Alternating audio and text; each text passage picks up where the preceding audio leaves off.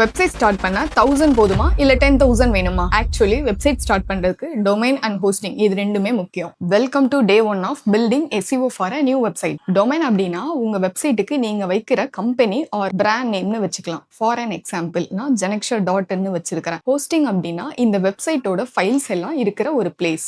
இதை பர்ச்சேஸ் பண்றதுக்கு நான் டிஸ்கிரிப்ஷன்ல கொடுத்திருக்க லிங்க் ஓபன் பண்ணிக்கோங்க. இதை யூஸ் பண்ணீங்கன்னா 20% டிஸ்கவுண்ட் கிடைக்கும். நான் கொடுத்த லிங்க் ஓபன் பண்ணிக்கோங்க. இன்டர்ஃபேஸ் இந்த மாதிரி தான் இருக்கும். உங்களுக்கு எந்த பிளான் வேணும்ன்றதை நீங்க சூஸ் பண்ணிக்கலாம். ஃபர்ஸ்ட் பிளான் வந்து நீங்க பிகினரா இருக்கீங்க, எனக்கு ஒரு சிங்கிள் வெப்சைட் போதும் அப்படின்னா ஃபர்ஸ்ட் பிளான் சூஸ் பண்ணிக்கலாம். இல்ல நான் 2 to 3 வெப்சைட்ஸ் வந்து ஹேண்டில் பண்ணணும் அப்படின்னா நீங்க பிரீமியம் பிளான் சூஸ் பண்ணிக்கலாம். நான் ஃபர்ஸ்ட் பிளான் சூஸ் பண்ணிக்கிறேன். சூஸ் பண்ணிட்டு இயருக்கு உங்களுக்கு இந்த டொமைன் வேணும்ன்றதை செலக்ட் பண்ணிக்கலாம். 2 இயர்ஸ்க்கு நான் செலக்ட் பண்ணிக்கிறேன். இப்போ உங்களுக்கு எந்த நேம்ல டொமைன் வேணுமோ அந்த நேமை எங்க போட்டுக்கோங்க. ஃபார் an எக்ஸாம்பிள் janexure.org அப்படின்ற டொமைன் எடுத்துக்கிறேன். இப்போ எங்க டிஸ்கவுண்ட் அப்ளை ஆயிட்டு காஸ்ட் எவ்வளோன்றது தெரியும். கண்டினியூ கொடுத்துட்டு உங்களோட இமெயில் அட்ரஸ் வச்சு நீங்க லாகின் பண்ணிக்கோங்க.